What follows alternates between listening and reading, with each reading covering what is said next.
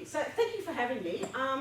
As this suggests, this is actually about utilising legal frameworks to optimise extraction. So you'll notice it's not development, it's actually the word extraction. Wilf asked me to say what was my defining moment, and this answers one of the questions here, why? And why, why not in Australia? And the defining moment for me actually embracing the study of this was when I was actually, as a law student, I took a course called European Energy Law, and we studied the Norwegian Petroleum system. And the academic from Norway who actually presented the course said, oh, what's Australia's framework like? Yeah, what's it like compared to Australia? We learnt the Norwegian. And I also, in another life, been a librarian. I was a librarian for about 10 years. And being the eager librarian, I thought, I'll research it and I'll let you know. So we came back at our next session and I said, well, look, this is what I found, but it's nothing like what you've presented. In fact, it's almost quite the opposite. And I'll talk about that when we talk about legal frameworks and types of legislative frameworks. And I said, so clearly I'm wrong. And he said, no, that'll be right. That's the North American system. I said, well, that's clearly bad and somebody needs to fix it. And he said, well, you've just found your PhD. I'm like, no, you don't understand. I have children, 8 and 10, and I'm not doing a PhD. I'm, not doing it. He said, well, if you don't fix it, who's going to? And so I said, well, that's not my problem. But clearly it was, because 10 years on, I got a PhD from Norway, and in fact I did this as part of my PhD. Well, this was really encompasses my PhD. And I applied it to Australia and actually looked at how could we apply this system to Australia. And since that time, we've had a lot of developments in Australia, notwithstanding things like coal seam gas, shale gas. We've had the Montara incident off the coast of Australia. We've had Macondo, which is Deepwater Horizon in the US, and what we've had is a huge amount of legislative change and changes in the structure, and I've been very fortunate to be involved in all of that. And so in lots of ways I have fixed it, as fixed as it's going to be in terms of a federalist system in Australia. So now what I'm doing as part of my work is actually looking beyond the Australian and Norwegian experience and actually looking at how we can apply this to extractive industries in general. And for those of you who are interested, this presentation actually arises from a paper I've just published in Extractive Industries and Society. It's a new journal that's come out of the University of Surrey. And there's a couple of copies of the paper just over there if anyone wants to grab it. But without further ado, let's have a look at what we're going to look at. We're going to look at what is the concept of sustainable extraction. So I think that'll answer your question about how do you involve sustainable development and sustainability and put that into the equation. I'm then going to talk about putting it very briefly within the framework of a legal theory, because I think everything should be embedded in some sort of theoretical framework, and it's the framework that I've utilised pretty much for the entire, it fundamentally underpins what I do. I'm then going to look at the concept of policy, and how important policy, the role of policy is, and then we look at Norway's policy and how that's been imbued in the law. We then look at how then it can be used to optimise resource extraction, and by doing that also look at how the law is structured. You take either a principle-based or what we call a prescriptive or a rule-based approach to regulation and how that can have a massive influence.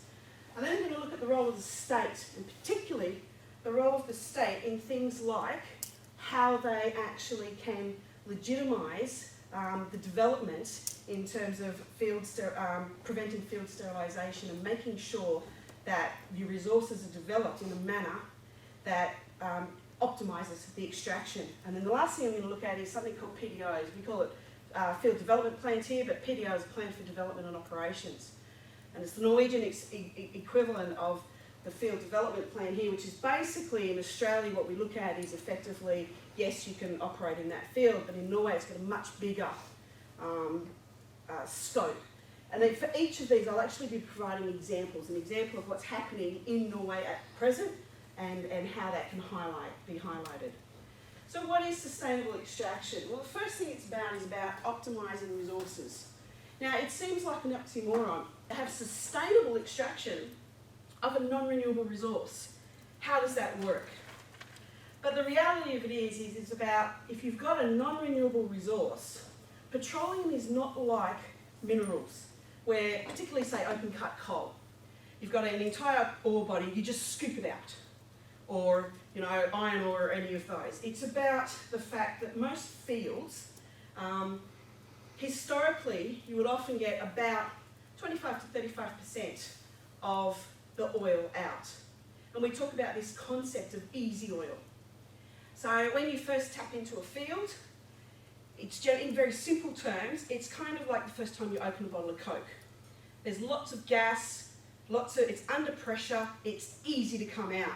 But then eventually, you've got to do things to that field in order to be able to get it to produce. Now, there are some instances where companies will come along and take what we call the easy oil. So, and generally, not always, but generally it tends to be the bigger companies, and I'll be illustrating this with an example. A company will come along and they'll tap into a field, they'll produce for a period, their production will drop off markedly, and that does occur. That's the time when it may very well be that you have to invest quite a lot of money in a field, and it's much easier to walk away, move on to the next one, leave it for somebody else. And in countries like Australia, we don't have any legislative capacity to be able to force a company to say, no, stay there, invest the money, and actually keep producing. Rather, a company will close that field down. Once you close a field down, it's very hard to reopen the field and actually extract. So you might extract that easy oil, 20, maybe 30%, but you could have extracted a lot more with a lot more technology and investment and those sorts of things, but we don't have legislative capacity in Australia. Norway does, and I'll be talking about that soon. Now, optimisation, or getting the most out of a reservoir, is going to mean different things in the legal sense to an engineer. I'll never forget the first time when we wrote the Resource Management Administration regs in the Commonwealth in 2010. I was involved in the working group, and I'll never forget the look on the face of the chief engineer who was there on behalf of INPEX. We talked about this catch-all phrase in the objectives clause about optimising resources, and he was practically livid, and he said, how can you have that in a legal framework? What sort of scientific criteria are you using? And we were trying to explain to him it's actually not about science, it's about the concept of getting the most out of the ground. And I'll never forget when he looked and he said, well, why would we want to do that? And I thought that sort of epitomised it all. And so the view from a company perspective and from an engineering perspective and from a legal, or as somebody's talked about here, the social perspective, remembering that these resources are generally will be owned by the state on behalf of the people. So there is an obligation to actually get as much of the resource out as possible on behalf of the people. And there are some countries, the US is one, Australia largely is another, which we call the North American system, where self-regulation in terms of field development is pretty much the norm. So the companies really have the call as to what they're going to do in terms of the field. Are they going to close it down? Are they going to continue? What sort of methods will they use? And what is going to happen in the field? Australia is what we call a set and forget legal regime. You set up the legal framework, you approve the field development plan, and then so long as nobody gets killed, injured, or you have an oil spill, the government's not particularly perturbed about what you do. As soon as there is an issue with health, safety or environment, the government will be involved, but until then, really what the operational side is really left to the company. That's not the same in Norway. And so we then have this concept, well then, what do we call sustainable extraction? Sustainable extraction really grew up from the Brundtland Commission's view of what sustainable development is. So you can see the three pillars there. It's about social, it's about economic, and it's about environmental. And in fact, my doctorate was looking at the socio-economic. How can we use extraction through the law to be able to improve by improving the economics, to be able to provide social benefit? And that really equates to that triple bottom line that business has. And it's about economic growth in terms of the corporation. It's about being able to ensure stewardship in an environmental sense. And it's about the social responsibility and the social progress of a company. And I think most certainly the very large companies would have that as a triple bottom line. So what do we mean by sustainable extraction? Or sustainable development? Well, and this arises from the work I did in my doctorate. What I did, I developed two concepts. The sustainable development can actually be broken up into two halves. And often it's confused, the whole concept of sustainable development tends to be thrown in together. But there's actually two halves of it. And the first one is about the extracting, getting the petroleum out of the ground. That's what I'm talking about today. It's about how we use policy, how we use the structure of the law itself, and how we actually use the method and the regulation of the field in order to be able to get it out of the ground. And we can do that through the law. Then the other half of that is, once we've got it out, what do we do? You know, what taxation regime do we add to it? What do we then do with the money? And then how do we invest in other forms in order to ensure that there's intergenerational equity and that we make sure that the resources that we've developed now will provide benefits for the generations to come. So it's obviously that left-hand side that I'm going to be talking about today. And in fact, it's those three things: the policy and the legislative framework, the allocation of petroleum resources, and licenses, and then the extraction through field development. But let's embed it in a little bit of theory. This is the Dworkin, who's only just died, I think. Great legal philosopher and incredibly practical, particularly for this area.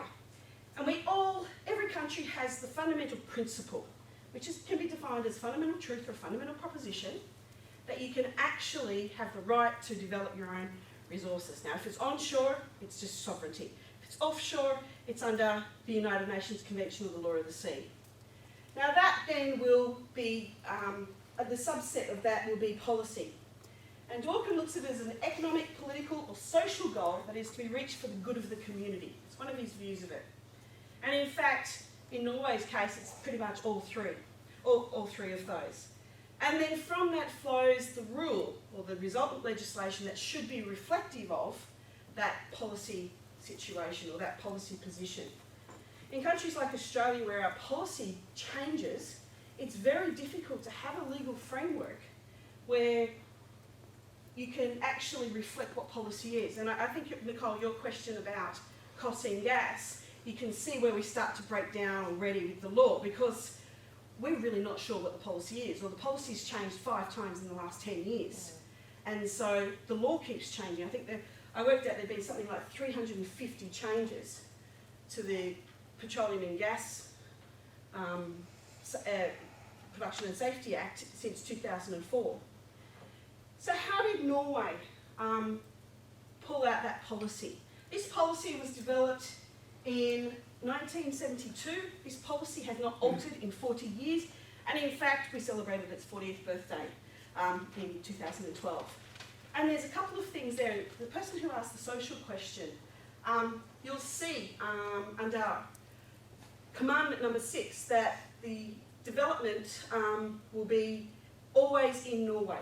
You'll always land the petroleum in Norway to make sure that it's going to flow to the benefit of Norwegians, but if socio-economic considerations say that it shouldn't be done, then we won't.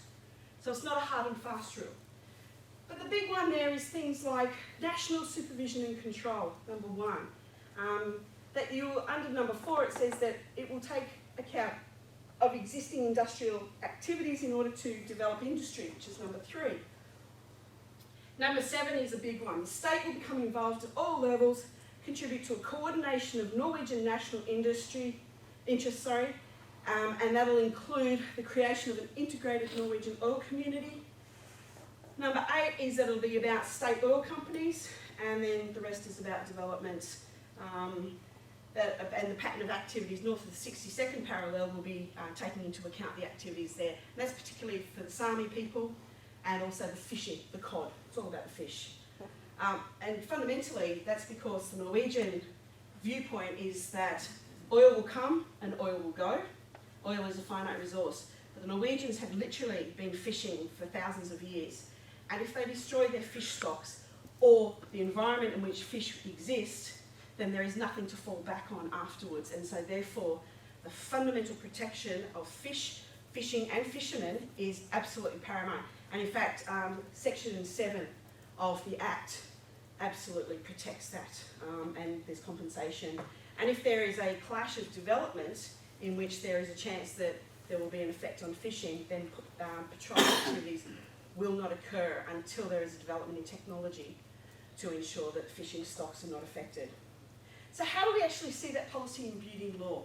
This is section 1.2 of the Norwegian Petroleum Activities Act 1996, and it says this. Talk about it being carried out in a long-term perspective. It's got to be for the benefit of the Norwegian society as a whole. And then, taking into account the social issues, it says, in this regard, the resource management shall provide revenue to the country, and it shall contribute to ensuring the welfare, the employment, and an improved environment, as well as strengthening Norwegian industry, and at the same time, taking regard to regional and local policy and considerations, as well as other activities. So it's not the approach of we do it because we can, and let's blithely do it and actually eradicate everything else. It's about working it in and making sure that we protect what we've got and we benefit everybody. And that really has set the scene.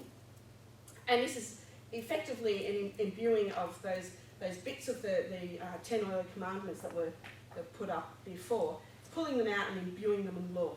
And this is the overriding section of the Act. And it's this which is a fundamental principle that will always fall back to. So the fundamental question is, when you're undertaking an activity, does it meet this? Does it actually look after people? Does it provide welfare? Does it provide employment? Does it protect the environment? Because if it doesn't, we don't do it.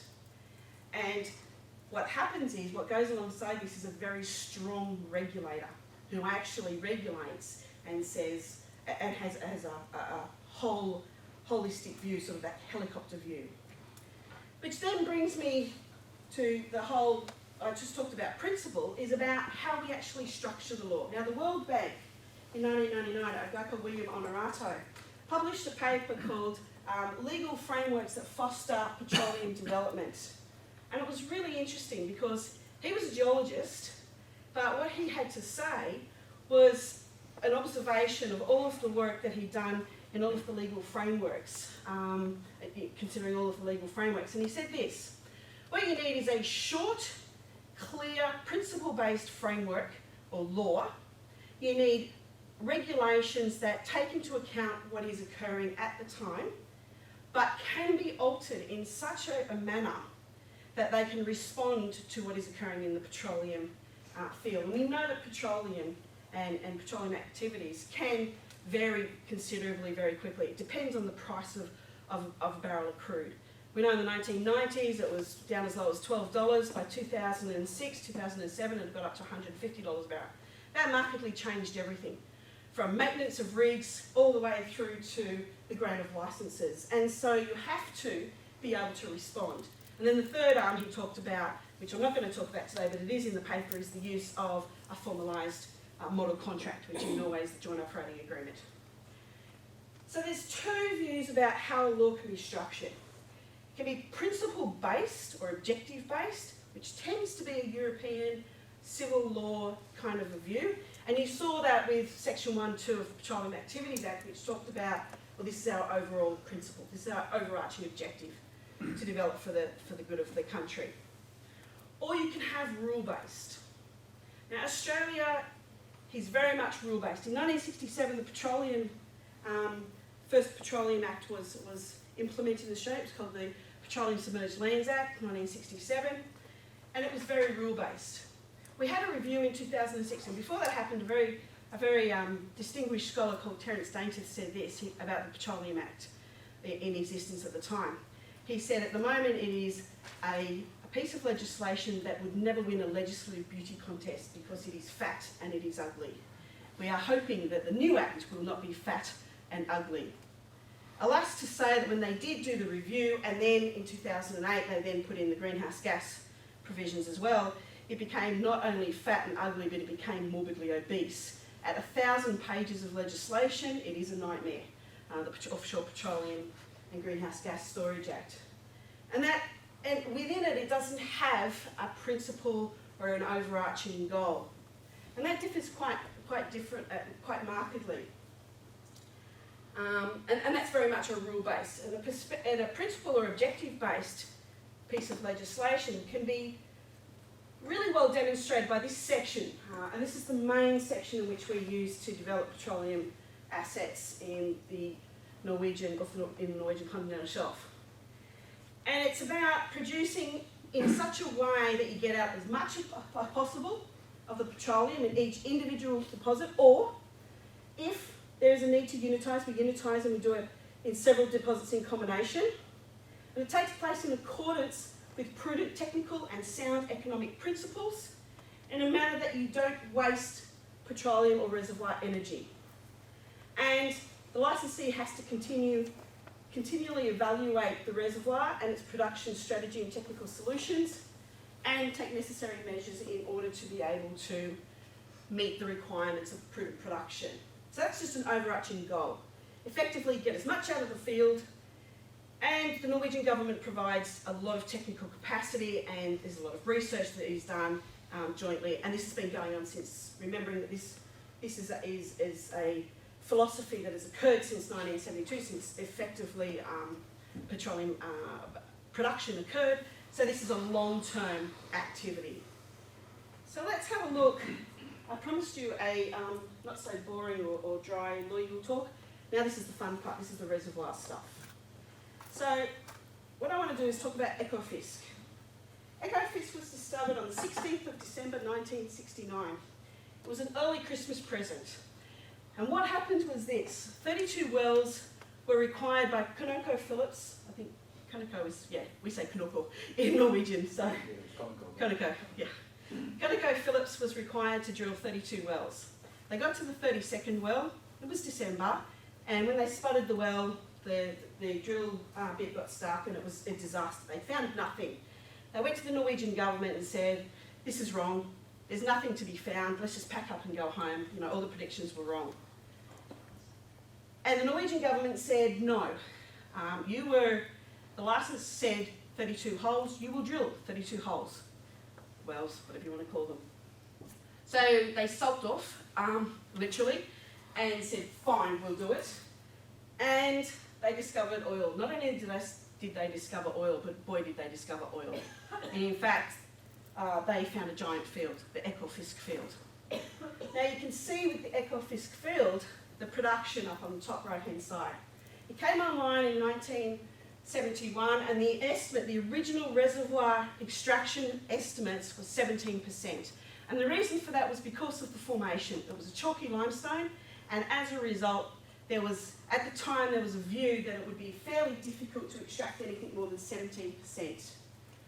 And so production occurred until you can see this steep drop-off in this area with the first red steep drop-off, until we get to about 1990. In 1990, ConocoPhillips wanted to walk away. At that stage, there was probably about 4 billion barrels of oil left in the field.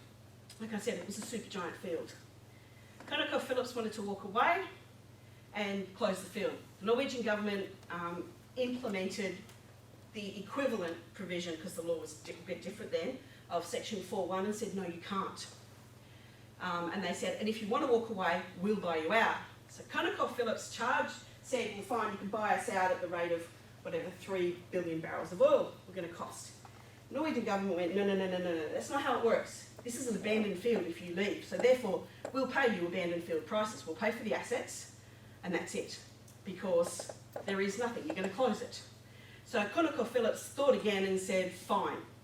There was a huge stoush, which I won't bore you with the details, between the Norwegian government and ConocoPhillips, and eventually they reinvigorated the field. So a field that they were going to close down, they effectively went back into production, and as you can see, produced again as much as it was, but for a much longer period of time. That's because of enhanced oil recovery techniques.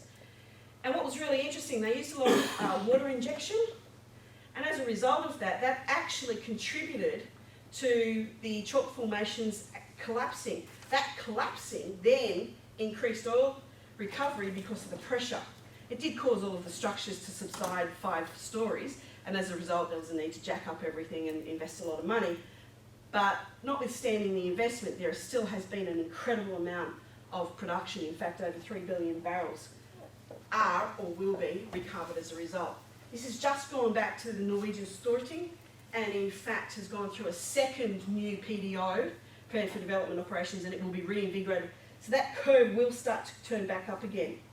And you can see down on the bottom right hand side there's been a new platform that has in fact been recently installed, and that's a new addition. And the old platforms, which is this area here, these were actually down to, at one stage about there, they'd actually had subsided that much. So you can see that through the use of the legal framework, an extra 3 billion barrels of oil that would have been stranded in a field are now being produced.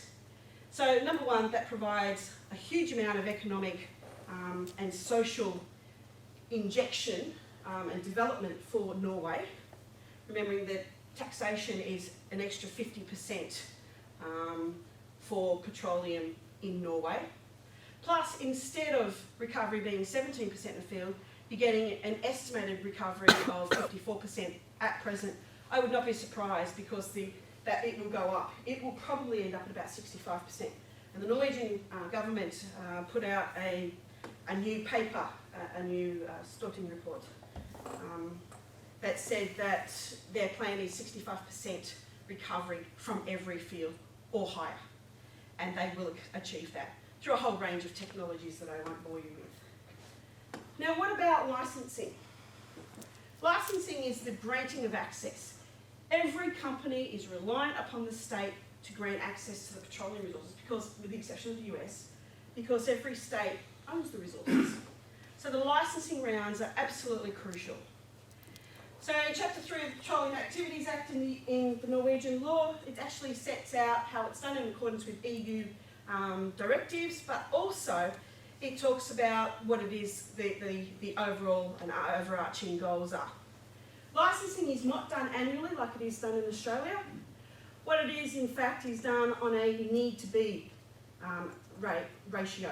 So, for instance, in the 1970s, when they were just trying to bring on some basic large fields, there were very few licensing rounds. But as throughout the 80s and 90s, as there was a need to bring on more fields, and they were smaller fields, they were more frequent. They've dropped back again because there's now been a new set of licenses called the APA, Awarding Predetermined Areas. The development of petroleum resources in Norway has been very, very uniform and progressive. So it started off here in the North Sea, it then progressed to the Norwegian Sea, and now we're in the Barents Sea, which is obviously bordered by Russia. That's the area that I now work in. I'm doing a lot of work in the Arctic about harmonising the law between Norway and Russia to be able to make sure that that area is developed in a manner that is safe for the Arctic, but also it optimises resources. So in Russia, what we're doing is we're actually writing the Russian law to reflect the Norwegian law, which is quite an interesting task, working with that sort of area. But let me talk about the APAs, the Award of Predetermined Areas. Think about a roast dinner on a Sunday. Think about a chicken. You serve the chicken. You give out all the pieces of chicken. Somebody has a leg, somebody has a breast, whatever. But when you come back to the chicken, as you're packing up, cleaning up, you see that there's little pieces of meat still on the chicken? Well, that's effectively what an APA is, an Award in a Predetermined Area. It's about going back to old areas that have already been, the licence has been given out, it's already been done, and they're mainly concentrating down here at the moment, and this is the Utsira Rise, I'm going to talk about that in a sec, but they're mainly picking over here at the moment, and it's about having another look. Remembering that the first time that this area was looked at was in 1969, 70s. There's a lot has changed with 3D seismic survey and also just seismic survey and 3D modelling. So there's a huge amount to be learned. And in fact, that's something that we did do. 2010, Statoil had a licence 16-2 in this area here, near Ekofisk and a few others, Elfisk, sorry, and they made a discovery and they couldn't quite believe their eyes. and they found oil and lots of it. And combined with another area next to it, that was, the operator was London, they realised that they had a giant field. I'm talking 3 billion barrels of oil. Now, people will say, well, how could you do that? How could you miss, sorry, this one here, how could you miss 3 billion barrels of oil? Actually, very easy. The geology in this area is really, really complicated, and you just couldn't see it 35, 40 years ago. So this oily picking over the bones, which is what I call it, has been able to see, through 3D seismic survey, this incredibly complex, geologically, but incredibly rich field. And this field is absolutely crucial to the long-term implementation. Now, it's going to be fast-tracked. So that brings us to the concept of the PDO, or the Plan for Development of Operations. So the PDO is really about that overall helicopter view of how do we plan. So Section 4-2 of the Norwegian Petroleum Act is about development, about putting in your plan for development and operations, and about that the King in Council, which is effectively, and the Parliament, will make the decision.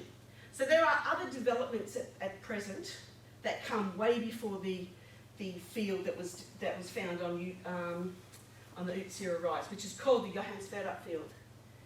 But that field is going to be fast-tracked, and the reason for that is very simple.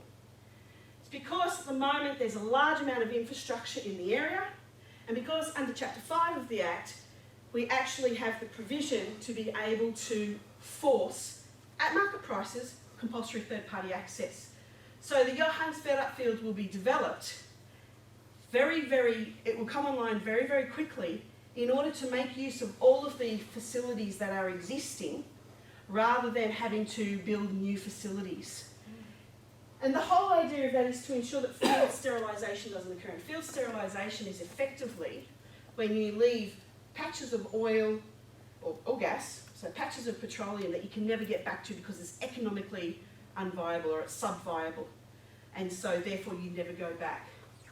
So the whole idea then is that the government as a regulator, as well as the provisions within the law, give you the capacity to be able to have a whole of shelf approach, rather than a company which is just concerned with their own individual field. So it's a coordinated approach. It's an approach that is very similarly used in Western Australia. And in fact, we've had a lot of success in the development of some of the offshore fields and bringing them online. And also, when we developed the law in Western Australia in relation to shale, we actually had that built into the resource management regs.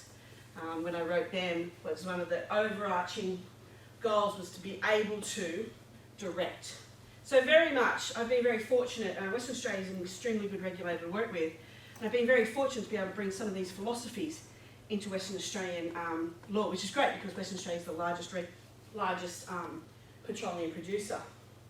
Now that priority system for petroleum developments of PDOs would depend on a range of things. It would depend on how big is the field, what is the size of the other fields online around it, what is the age of the infrastructure around it, what is the type of infrastructure, what are those storage tanks, what sort, what is the depth of the water. All of these things will be incredibly important. But it's only the government that has that view. And as I said before, in an area that's geologically complex, we've been able to actually see clear results, and it's a paper I'm working on at the moment, to see clear results of how the legal framework has been able to contribute to optimising extraction through the concept of sustainable extraction. Now, what about state participation? We talk about state participation, but what is it? Well, in the petroleum sense, it's really about the state being involved in petroleum activities. It's something that doesn't occur in Australia, it doesn't occur in the US, and it no longer occurs in the UK. Although interestingly, in the UK has just pretty much taken on every one of these philosophical tenets, and we're getting a new regulator in the UK, which I've been very fortunate to be involved in. and it's one of my research areas, but we're actually implementing all of this into the UK. We had something called the Wood Review, which said if we need to optimise the resources of the UK side of the continental shelf, and we have to coordinate third-party access, we need to coordinate field, because the infrastructure is ageing.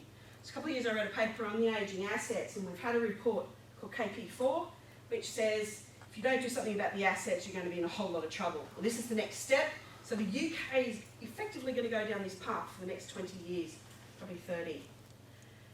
And the the Norwegians have really done this participation from early on through Statoil. And Statoil is a state-owned oil company, hence the name, and it's really been part of the fabric. And the reason Statoil was implemented was for two reasons. It looked after the state direct financial interest, but more importantly, for a period of about 15 or 20 years, Statoil was named as the operator on nearly every field. And the reason for that was simple.